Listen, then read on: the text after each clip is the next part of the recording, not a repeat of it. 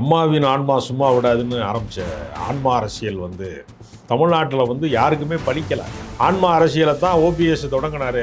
இன்னைக்கு அம்மாவின் ஆன்மா சொல்லித்தான் அறிவாலயத்துக்கு போனாரா? இந்த தேர்தலில் 100, 10, 50 வாக்குகள் கூட முதன்மை பெறும். அதை கூட விட்டுறக்கூடாதுன்னு ரொம்ப கவனமாக இருக்கா திமுக புரிஞ்சுக்கலாம். அது மட்டும் காரணம் அல்ல.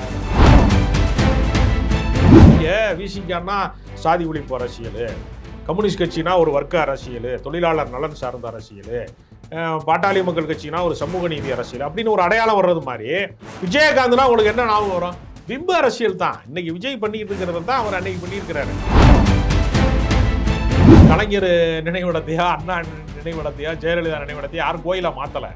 இங்கே பார்த்தீங்கன்னா டெய்லி மாலையை போடுறது வந்து அன்னதானம் கொடுக்கறதுன்னு சொல்லி அது ஒரு குலசாமி கோயில் மாதிரி ஆக்கிட்டாங்க.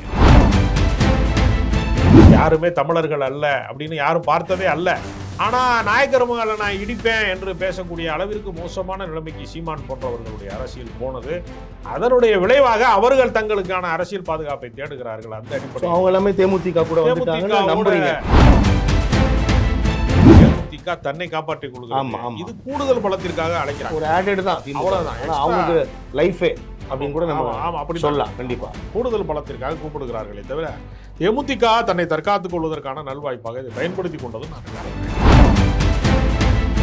இப்போ தேமுதிக இந்த கூட்டணி உறுதிக்கு பின்னால் காங்கிரஸுக்கு பலமான ஒரு செய்தியை தந்திருக்கிறார் திமுக தலைவர் முதலமைச்சர் ஸ்டாலின் அப்படின்னு ஒரு கருத்து கருதி கொள்கிறார்கள். காங்கிரஸை வந்து அசைத்து பார்ப்பது, ஆட்டி பார்ப்பது அதெல்லாம் வந்து திமுகவினுடைய வேலை திட்டத்தில் வராது.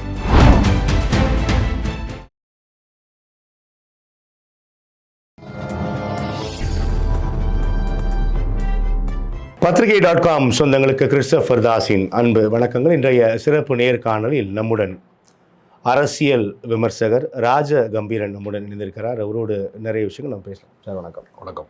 நல்லா இருக்கீங்களா? நல்லா இருக்கேன்.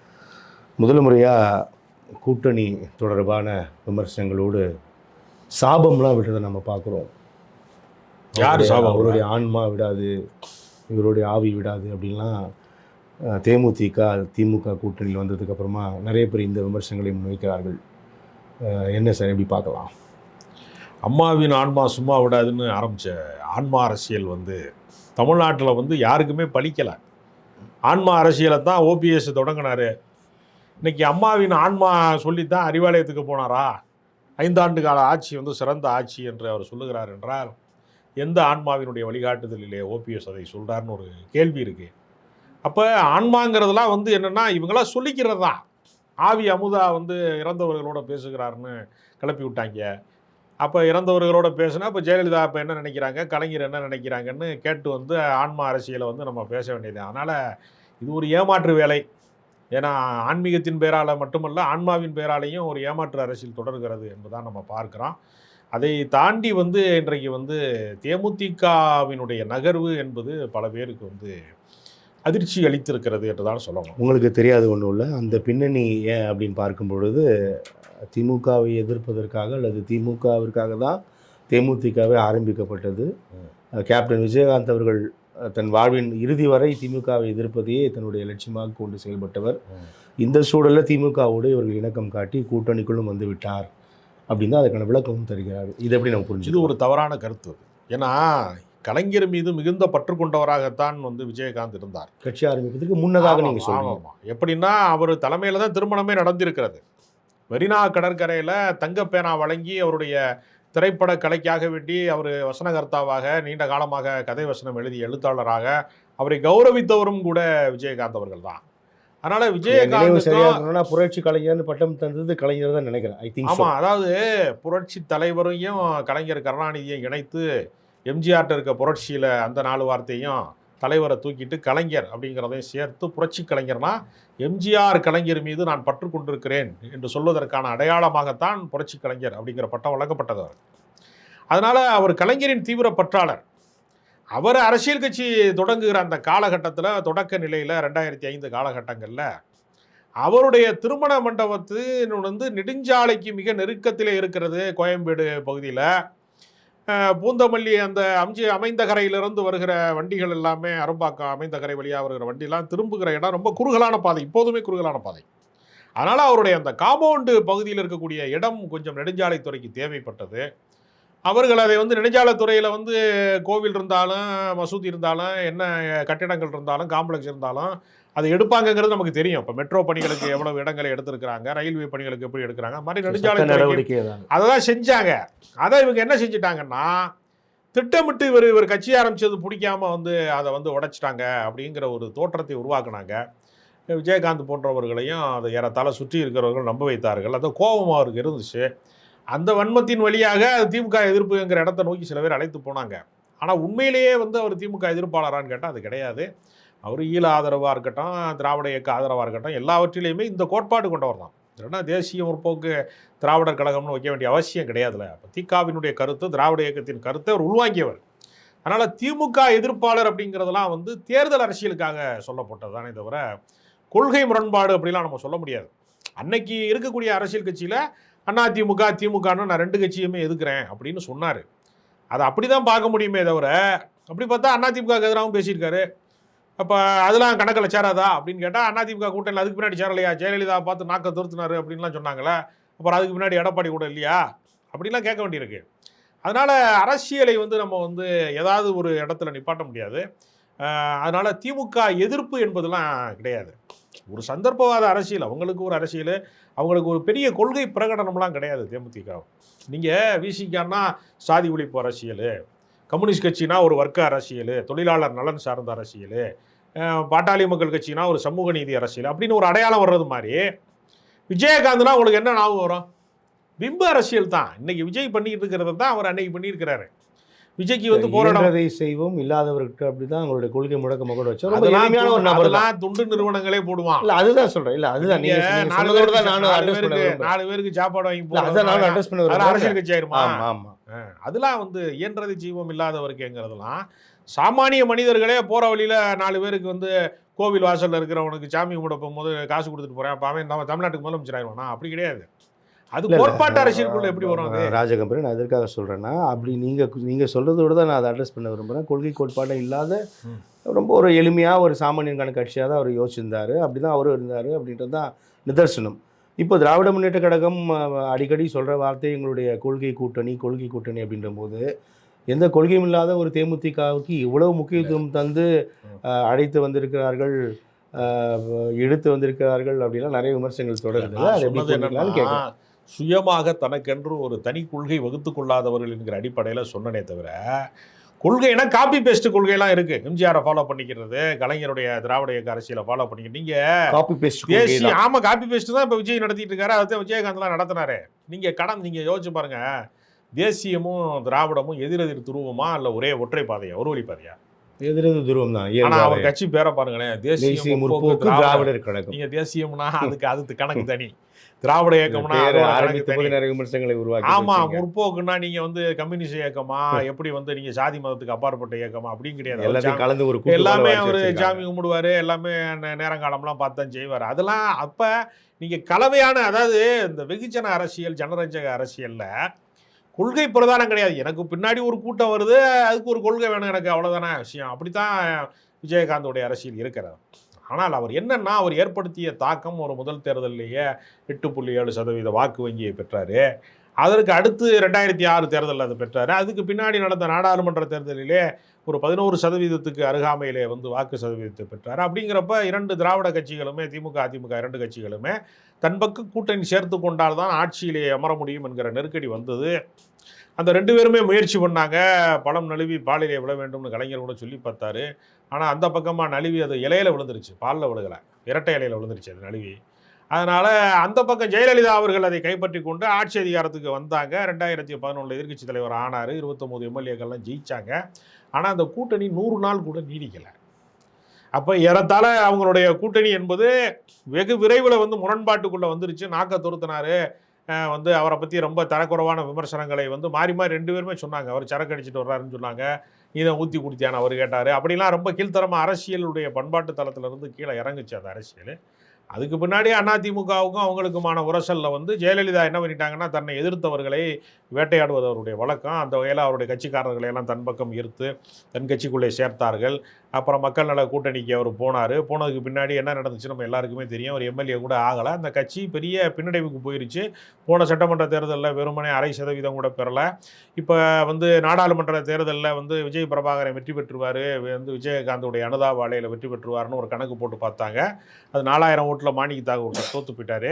இப்போ கடைசியாக 2.5% நாடாளுமன்ற தேர்தலில் வந்ததாக ஒரு கணக்கெடுப்பில் சொல்கிறாங்க, புள்ளி விவரம் சொல்கிறாங்களே தவிர, தேமுதிகவினுடைய தேவை வந்து இன்றைக்கு வந்து அந்த கட்சி வந்து ஒரு பெரிய ஒரு அழிவு பாதையில் போயிடுச்சு, ஒரு வீழ்ச்சி பாதையில் போயிடுச்சு. இன்றைக்கு அதை வந்து காப்பாற்றுவதற்கு ஒரு வலுவான கூட்டணி தேவை என்று வருகிற போது அதுக்காக ஏற்படுத்தப்பட்ட ஒரு கூட்டணி தான் திமுக கூட்டணி. நோக்கம் தேமுதிகவுடைய நோக்கம் அது. திமுகவுடைய நோக்கம் என்னன்னா, எது வந்து யார் வந்தாலும் நம்ம வந்து அந்த கூட்டணியை வலு சேர்ப்பதற்கு பயன்படுவார்கள். ஒரு பிம்ப அரசியல் விஜயை காட்டி பண்ணிட்டு இருக்காங்க. வழக்கமான கூட்டணி என்பதை கடந்து ராஜகம்பீரன், இப்போ நீங்கள் ட்ராக் ரெக்கார்டு சொன்னீங்க, 8 விழுக்காடில் ஆரம்பிச்சது இப்போ அரை விழுக்காடில் வந்து நிற்குது. 21 சட்டமன்ற தேர்தலில் 2,157,000 வாக்குகள் மட்டும்தான் பெற்ற ஒரு கட்சி. ஆனால் வழக்கமாக ஒரு கட்சி சரி 100 ஓட்டை கூட நம்ம இழக்க வேணாம் அப்படின்னு ஒரு ஸ்ட்ராட்டஜியாக நம்ம புரிஞ்சிக்கலாம்னு வச்சுங்க. ஆனால் தேமுதிக அவருக்கு சற்று அதிகமாக கொஞ்சம் இம்பார்ட்டன்ஸும் ரொம்ப ஒரு ஒரு ஒரு வெளிச்சம் பாய்ச்சுவதாக தெரிகிறது. அது எப்படி நம்ம அதற்கு 2 காரணங்கள் இருக்கிறது. அதாவது ராமதாஸ் அவர்கள் வந்து திமுக கூட்டணிக்கு வருவதற்காக விரும்பினார், கதவை தட்டி பார்த்தார். ஆனால் தட்டி பார்த்த போது விசிகா இருக்கிறார். ஆமாம், கதவை தட்டினார், திறக்கவில்லை. என்ன காரணம் அப்படின்னு பார்த்தீங்கன்னா, விசிகா வந்து வெளியேறி விடும் என்று எச்சரித்த காரணத்தினால, அவர்கள் அதை விடாப்புடியாக வைத்திருந்த காரணத்தினால பாமகவை அவர்களால் வந்து ராமதாஸை வந்து உள்ளே அழைத்து கொள்ள முடியாத ஒரு சிக்கலிலே திமுக இருக்கிறது. ஆனால் வட மாவட்டங்களிலே கணிசமான ஆதரவு பெற்றவராக தேமுதிக கடந்த காலங்களிலே இருந்திருக்கிறது. ஏன்னா வன்னியர் கோட்டையிலே போய் தான் வந்து ரிஷிவந்தியம் தொகுதியாக இருக்கட்டும், அல்லது அதுக்கு முன்பு அவர் போட்டியிட்ட தொகுதியாக இருக்கட்டும், எல்லாமே அவர் வெற்றி பெற்றிருக்கிறார். விருதாச்சலம் தொகுதி அதெல்லாம் வெற்றி பெற்ற. ஆனால் கடந்த சட்டமன்ற தேர்தலில் 60 தொகுதிகளில் போட்டியிட்டு வாங்கின வாக்குகள் 2,257,000 தான். இல்லை, அது பரவாயில்ல. அரசியலில் வந்து வீழ்ச்சி காலம் வருகிற போது பிம்ப அரசியலை வந்து ஒரு தனிநபர் முகத்தை காட்டி செய்த அரசியலை அவர் இல்லைன்னு ஆன பின்னாடி இப்படிப்பட்ட வீழ்ச்சிகள் வரும் என்பது எல்லாரும் எதிர்பார்த்தது தான். இப்போ என்னன்னா, மற்றொன்று ராஜகம்பீரன், உங்களுக்கு தெரியாத ஒன்றும் இல்லை, இந்த தேர்தலில் 100, 10, 50 வாக்குகள் கூட முதன்மை பெறும், அதை கூட விட்டுறக்கூடாதுன்னு ரொம்ப கவனமாக இருக்கா. அது மட்டும் காரணம் அல்ல. தென் மாவட்டங்களிலே வந்து இப்போ வந்து என்ன ஆயிடுச்சு அப்படின்னா, குறிப்பாக தெலுங்கு பேசுகிற மக்கள், அந்த நாயுடு சமூகம் மாதிரியான தெலுங்கு பேசுகிற மக்களுடைய வாக்கு வங்கி இருக்குல்ல, அது கடந்த காலங்களிலே நம்மளுடைய சமூகத்திலே இருந்து வைகோ வந்தார் என்று கொஞ்ச காலம் அவர்கள் ஆதரித்தார்கள். வைகோவுடைய அரசியல் வந்து முன்னுக்கு பின் முரணான கூட்டணிகளால் சிதைந்து போனதற்கு பின்பு அவர் ஒரு பெரிய பின்னடைவை சந்தித்தார். இப்போ திமுக கூட்டணி தான் இருக்காரு. ஆனாலும் வந்து இன்றைக்கு வந்து அந்த மாதிரியான சமூக அமைப்புகள்லாம் வந்து தேமுதிக ஆதரவு நிலைப்பாட்டிலே இருப்பதாக சில விவரங்கள் வந்து தெரிவிக்கிறார்கள். மதிமுகவை கடந்து. ஆமாம், மதிமுக. ஏன்னா மதிமுக வந்து அந்த பின்னணியில மட்டுமே இயங்கிய அரசியல். எப்படி தேமுதிக ட்ரஸ்ட் பண்றாங்க? தேமுதிகவுக்கு அதற்கான தேவை எப்படி? 5 ஆண்டுகள் இப்பதான் வராங்க. இல்ல, எப்படி கணக்குனா, நம்ம 5 ஆண்டுகள் இந்த 21, 25 நம்ம வந்து ஒரு சும்மா ஒரு பகுப்பாய்வு செஞ்சோம்னா, திமுக கூட்டணி இருக்கக்கூடிய கட்சிகளோட செயல்பாடுகள் அப்படின்றது நாடு அறிந்தது. அப்படிலாம் தேமுதிக எதுவும் பெருசாக செய்யலையே. உள்ளபடியே மதிமுக பண்ண போராட்டங்கள், ஆர்ப்பாட்டங்கள் கூட தேமுதிக பண்ணலையே. இல்ல, தேமுதிக குறிப்பிட்ட சமூகம் அவர்களை ஏற்றுக்கொள்வார்கள் எந்த வாரம். எப்பவுமே பிம்ப அரசியலில் இருந்து வருகிறவர்கள் வந்து அவங்க வந்து பெரிய போராட்ட களங்களுக்குள்ள போகவே மாட்டாங்க. அதான் பிம்ப அரசியல் கண்மூடித்தனமாவா? அது வந்து ஒருத்தருடைய ஒரு இமேஜ், ஒரு தனி மனித வழிபாட்டு அரசியல். அவர் விஜயகாந்தை வந்து ஒரு கடவுளாக்குற முயற்சி. அதனால தான் அவருடைய இறந்த பின்னாடி அவருடைய நினைவிடத்தை கோயிலை மாற்றிட்டாங்க. அதுலேருந்தே நம்ம புரிஞ்சுக்கலாம். நீங்கள் கலைஞர் நினைவிடத்தையா, அண்ணா நினைவிடத்தையா, ஜெயலலிதா நினைவிடத்தையா யாரும் கோயிலை மாற்றலை. இங்கே பார்த்தீங்கன்னா டெய்லி மாலையை போடுறது, வந்து அன்னதானம் கொடுக்குறதுன்னு சொல்லி அது ஒரு குலசாமி கோயில் மாதிரி ஆக்கிட்டாங்க. இப்போ பிம்ப அரசியல், தனிமனித வழிபாடு சார்ந்த அரசியலுங்கிறது அப்படித்தான் போகும் எப்போவுமே. அப்போ என்ன ஆச்சுன்னா, தமிழ்நாட்டு அரசியலில் தமிழ் மொழியை தாய்மொழியாக கொள்ளாதவர்கள், மொழி சிறுபான்மை மக்களாக இருக்கிறவர்கள் இருக்காங்கல்ல, அந்த மொழி சிறுபான்மை மக்களுக்கு வந்து ஒரு பெரிய அச்சுறுத்தலை வந்து நாம் தமிழர் கட்சி மாதிரியான இனவாத கோட்பாட்டை பேசக்கூடிய கட்சிகள், தமிழ் தேசியத்தின் பெயரால் இனவாத கோட்பாடை பேசக்கூடிய கட்சிகள் வந்து உருவாகி தெலுங்கு மொழி பேசுகிறவர்கள்லாம் வந்து இந்த மண்ணிலே வந்து வாழலாம், ஆளக்கூடாதுலாம் பேச ஆரம்பித்தாங்க. அப்போ தெலுங்கு மொழி பேசுகிறவர்கள் அல்லது சிறுபான்மை மொழி சார்ந்தவர்கள் அவர்கள் தங்களுக்கு பாதுகாப்பற்ற அரசியல் பாதுகாப்பற்ற ஒரு சூழலை நோக்கி இது நகர்த்துகிறது என்று உணர்ந்த போது அவங்கெல்லாம் அங்கங்கே சங்கங்களை சேர்ந்து தங்களுக்கு ஆதரவான நிலைப்பாடு கொண்டிருக்கிறவர்களை ஆதரிக்க வேண்டும் என்று அவங்க பல கூட்டங்களை நிகழ்த்தினாங்க. அது மாதிரியான அமைப்புகளில் இவங்க தொடர்பு கொண்டு இவர்களோட ஒரு இணக்கமான போக்கை கையாளுகிறார்கள். அதனால அந்த வாக்கு வங்கி அவங்க எல்லாமே தேமுதிக குடையின் கீழ வந்துருவாங்கன்னு நம்புறீங்களா? கீழே அவங்க கொஞ்சம் இருக்கிறாங்க ஏற்கனவே. ஏன்னா அவங்க தமிழ்நாடு முழுக்க பல கூட்டங்களை இது ஒரு காரணம். இது ஒரு திமுக தெலுங்கு மொழி பேசுகிறவர்களுடைய வாக்கு வங்கி காரணம் இதுவும் இருக்குன்னு இது ஒரு சொல்றீங்க. முதன்மை காரணங்கள்ல இது ஒன்று. ஏன்னா தமிழ்நாட்டு அரசியல்ல இப்படி ஒரு போக்கு இதற்கு முன்பு நிகழ்ந்ததல்ல. ஆனா அவர்களை வேறுபடுத்தி பார்த்ததல்ல. நீங்க மதுரையில் இருக்கக்கூடிய நாயக்கர்கள்லாம் யாருமே தமிழர்கள் அல்ல அப்படின்னு யாரும் பார்த்ததே அல்ல. ஆனா நாயக்கர் மகளை நான் இடிப்பேன் என்று பேசக்கூடிய அளவிற்கு மோசமான நிலைமைக்கு சீமான் போன்றவர்களுடைய அரசியல் போனது. அதனுடைய விளைவாக அவர்கள் தங்களுக்கான அரசியல் பாதுகாப்பை தேடுகிறார்கள். அந்த அடிப்படையில் அவங்க எல்லாமே தேமுதிக கூட வந்துட்டாங்க நம்புறீங்க? இல்ல நம்புறது இல்லைங்க. அவர்கள் பல கூட்டங்களை நடத்துறாங்க. அதை நிறைய இயக்க கைப்பற்றக்கூடிய இடத்துக்கு இவங்க போறாங்க. எச்சரிக்கை விடுக்கிறத கூட நம்ம பார்க்கிறோம். அவங்க எல்லாமே தேமுதிக நம்புறாங்கன்னு நீங்க நம்புறீங்களான்னு கேட்டா அதை நீங்க சொல்லி இல்லைங்க. நான் நம்புறேனா அல்லது நீங்க இல்ல திமுக நம்புகிறதா? அது ஒரு கருத்து கணிப்புங்க. உங்களுக்கு கள செயல்பாட்டுல என்ன லோக்கல் ரிப்போர்ட் என்னங்கிறத தான் நம்ம பேச முடியும். நம்ம நம்புறோமா நம்பலையா? புரியுது. நான் கடவுளை நம்பாம கூட இருக்கலாம். நம்புறேன் பல கோடி பேர் இருக்கான்ல. நான் நம்பலைங்கிறதையே நம்ம தேமுதிக கூட்டணி உறுதி இவ்வளவு விஷயங்கள் இருக்கு. பல காரணங்கள் இருக்கு. இது ஒரு முதன்மை காரணம். இதுவும் ஒரு காரணம். அதுபோக விஜயகாந்தினுடைய அரசியல் அவங்களுக்கு ஒரு பெரிய பின்னடைவான காலம் அது. இப்ப அவங்க தேர்தல் ஆணையத்தால் அங்கீகரிக்கப்படாத கட்சியா இருக்கிறாங்க. இந்த முறை அவங்களுக்கு சட்டமன்றத்தில் ஆள் இல்லாம போனாலோ இல்ல திமுகவுக்கு பலம் என்றால் தேமுதிகவுக்கு பெரும் பலம் அப்படிதான் தேமுதிக தன்னை காப்பாற்றிக் கொள்கிறாங்க. இது கூடுதல் பலத்திற்காக அழைக்கிறாங்க. ஒரு ஆடட் தான். அவ்வளவுதான். அவங்களுக்கு லைஃபே அப்படின்னு கூட நம்ம அப்படி சொல்லலாம். கண்டிப்பா கூடுதல் பலத்திற்காக கூப்பிடுகிறார்களே தவிர தேமுதிக தன்னை தற்காத்துக் கொள்வதற்கான நல்வாய்ப்பாக இதை பயன்படுத்தி கொண்டதும் நான் கருதுறேன். இப்போ ஏற்கனவே களத்தில் இருக்கக்கூடிய இன்டாக்ட் கூட்டணி விசிகா, இடதுசாரிகள், இஸ்லாமிய அமைப்பு கட்சிகள்லாம் கூட ரொம்ப காலமா திமுகவோட பயணிச்சுட்டு இருக்கிறாங்க. ஆனா எங்களுக்கெல்லாம் கிடைக்காத ஒரு முக்கியத்துவம் தேமுதிக அவருக்கு தந்திருக்கிறார்கள் அப்படின்ற சில அதிருப்திகள் உருவாகி இருப்பதாக தகவல்கள் வருது. இல்ல என்ன தொகுதிகளை வழங்க போகுது, இதை எப்படி திமுக தலைமை அணுகுன்னு புரிஞ்சுக்கலாம்? ஒன்னும் சிம்பிள் தான். தேமுதிக இடப்பகிர்வில் தான் சிக்கல் அதெல்லாம் ஒரு சிக்கல் கிடையாது. மற்ற கட்சிகள்ல போனா போட்டியிடுவதற்கான தொகுதிகள் கிடைக்கும். திமுக கூட்டணிக்கு போனா எம்எல்ஏ ஆயிடலாம். ரெண்டுக்கு வித்தியாசம் இருக்கு. ஜெயிக்காத கூட்டணியில் இப்ப நாம் தமிழர் கட்சியில புரியுது 20 வாங்கி இப்ப 8 ஜெயிக்கிறதும் 8 வாங்கி எம்எல்ஏ கூட வர மாட்டான். 234 தொகுதியில போட்டிட்டானா ஒருத்தன் கூட இருந்தாலும் அப்படிதான் பாப்பாங்கன்னு புரியுது. இது அப்படி கிடையாது. பார்த்து மௌனம் காப்பாங்கன்னு புரிஞ்சுக்கிறீங்களா? இல்லங்க ராஜகம்பீரன், இப்ப தேமுதிக எவ்வளவு சீட் தருவாங்கன்னு நினைக்கிறீங்க? உங்க தகவல் 10க்கும் குறைவாக தான் தருவாங்க. சரி, விசிகாவுக்கு இடதுசாரிகள் எவ்வளவு கொடுப்பாங்க? அவங்களுக்கு ஒரு டபுள் டிஜிட் வரைக்கும் போக வாய்ப்பு இருக்கு. இந்த முறை ஒரு 10 தொகுதி வரைக்கும் போக வாய்ப்பு இருக்கு. ஸோ எல்லாருமே ஒரு சமமா ஒரு தட்டில் நடத்துவாங்க. பார்ப்பாங்க. அப்படித்தான் ஒருவேளை விசிகாவுக்கு 6 தொகுதி, கம்யூனிஸ்ட் கட்சிக்கு 6 தொகுதி, மார்க்சிய கம்யூனிஸ்ட் கட்சிக்கு 6 தொகுதி அப்படித்தானே கொடுத்தாங்க போன முறை. ஆமா, ஆனா அதே அளவுல தான் தேமுதிகவும் கொடுப்பாங்க. ஒருவேளை தேமுதிக அதிகமா கொடுத்தா அது ஒரு பெரிய சிக்கலை உருவாக்காது. அது விசிகா அப்படி புரிஞ்சுக்குமா? தேமுதிக அதிகமாக கொடுக்கக்கூடிய செல்வாக்களை இல்லைங்கிறது எல்லாருக்குமே தெரியும். அவங்களுக்கு சேர்த்து தெரியும். அவங்க ராஜ்யசபா கேட்டாங்க, அதற்கு திமுக ஒப்புதல் அளித்திருக்கிறது. அதே மாதிரி சட்டமன்றத்தில் சில பேர் போக வேண்டும் என்கிற அந்த கோரிக்கையில் அவர்கள் சில ஒரு 4-5 சட்டமன்ற உறுப்பினர்கள் போவதற்கு ஒரு முயற்சிக்கிறாங்க. அவ்வளோதானே தவிர அதுக்காக அவங்க என்ன கேட்க முடியும்? மாணிக்க தாகூர் மாதிரி ஆட்சியில் பங்கு, அதிகாரத்தில் பங்காக கேட்க முடியும்? அப்படி கேட்க முடியாது. அது ஒரு கழக குரலாக எல்லாம் மாறல.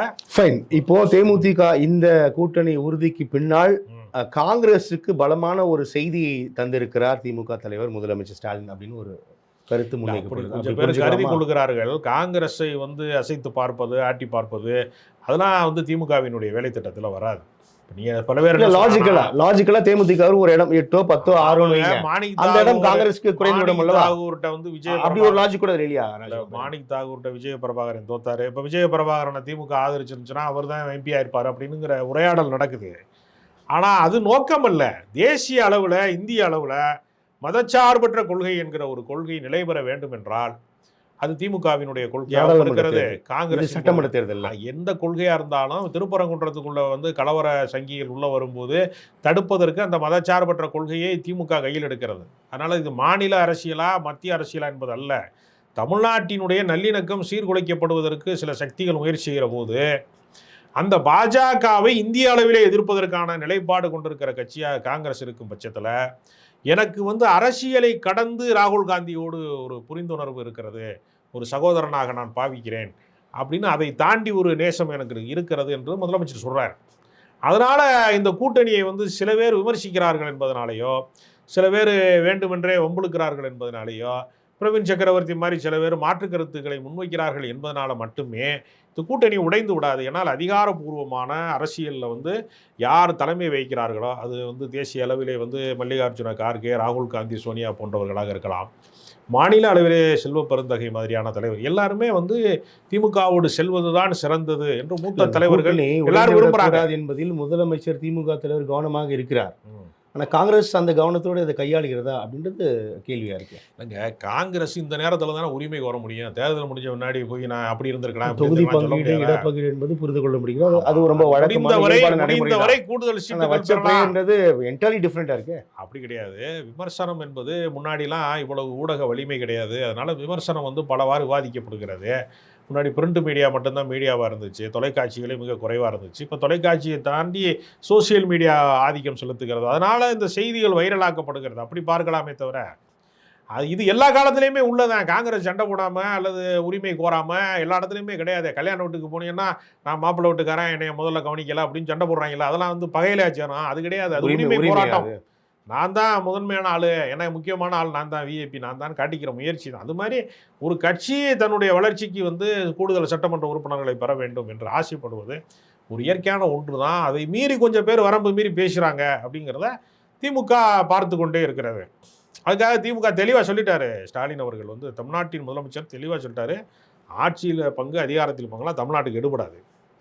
ஏன்னா அந்த முயற்சியெலாம் கடந்த காலத்தில் செய்யப்பட்டது. 80களில் வந்து இந்திரா காந்தி காலத்திலேயே 117 தொகுதியை காங்கிரஸ் கொடுத்து பார்த்தாங்க. திமுக 114 போட்டிட்டாங்க. 2006 கிடைத்தது. அதை நாங்கள் கோட்டை விட்டுட்டோம்லாம் காங்கிரஸ் சொல்லியா? முடிந்து போன கதையெல்லாம் பேசுறதெல்லாம் என்ன அர்த்தம் இருக்கிறது சொல்லுங்க நீங்க. இல்லை, ஒன்று இதோட நான் இன்னொரு கேள்வியை வைக்க விரும்புகிறேன் ராஜகம்பீரன். மக்கள் எதிர்பார்க்க மாட்டாங்க, மக்கள் விரும்ப மாட்டாங்க அப்படின்ற அந்த வாதம் சரியா எப்படி புரிஞ்சு? அதாவது தமிழ்நாட்டு அரசியலை பொறுத்தவரையில் ஏகபோகமாக ஒரு கட்சிக்கு வாக்களிப்பார்களே தவிர சிதறுண்ட வாக்கு வருகிறதா நீங்கள் அதை பார்க்கணும். எப்போவுமே ஒரு கட்சிக்கு தான் முழுமையாக வாக்களிப்பாங்க, இன்னொரு கட்சியை வந்து கைவிடுவாங்க. எப்போவுமே தமிழ்நாட்டு அரசியலில் அந்த பக்கம் இந்த பக்கமும் சமமாலாம் வந்து இயல்பாக கூட்டணி தானே வாக்களிக்கிறாங்க. பஸ் கூட்டணி இல்லாமல் இரு கட்சிகளும் தேர்தல் சந்திச்சதா வரலாறே இல்லையே. இல்லை, அதாவது முதன்மை கட்சியாக வந்து திமுக அதிமுக கூட்டணி தலைமை பெரிய கூட்டணியோட தானே போறாங்க. இல்லை, கூட்டணியோட போறாங்க. ஆனால் அப்ப நான் வாக்கு செலுத்துறது கூட்டணிக்கு தானே. இல்லை, நாங்கள் எப்போ ஆட்சியில் பங்கு அதிகாரத்தில் பங்கு வரும்னா முதன்மை கட்சி வந்து பின்னடைவை சந்திக்கிற போது திமுக வந்து பெரும்பான்மை பெற முடியாத ஒரு சூழல்ல முட்டு கொடுக்குற இடத்துல நாங்கள் தோழமை கட்சியெல்லாம் சேர்ந்து தான் உங்கள் ஆட்சி நடக்கணும் அப்படிங்கிற நிலைமை வரும்போது தான் அவங்க வந்து ஆட்சியில் பங்கு அதிகாரத்தை அப்படித்தானே மத்திய அரசாங்கத்தில் கொடுத்தாங்க. மன்மோகன் சிங்குடைய இதில் தனி மெஜாரிட்டி வர முடியாத போது தான் திமுகவுக்கு மந்திரி சபையில் இடம் கொடுத்தாங்க. அது 55 ஆண்டு காலம் கழித்து தான் அது நடந்துச்சு. எந்த கட்சியுமே தானாக முன் வந்து கூட்டணியில் வந்து நீங்கள் பங்கு பெறுங்க அப்படின்னு கூப்பிட மாட்டாங்க. இப்போ வந்து மத்திய அரசாங்கம் கூட 2 மாநில கட்சிகளின் தயவுலேயே தான் வண்டி ஓடுகிறது. அதனால அப்படித்தான் எல்லா கட்டத்திலையுமே அவங்க வந்து முதன்மை கட்சி வீழாத பட்சத்தில் திமுகவுக்கு பின்னடைவு வருகிற காலத்தில் தான் அதை பேச முடியுமே தவிர திமுக வலிமையாக இருக்கிற போது அது வந்து நீங்கள் வந்து அப்படி பங்கு பெறுவது அப்படிங்கிறது சாத்தியமே இல்லைன்னு நான் நினைக்கிறேன். நல்லது பாஸ், நிறைய விஷயங்கள் நம்ம பேசியிருக்கோம். உங்களுடைய வருகைக்கும் கருத்து பகிர்க்கும் மிக்க நன்றி.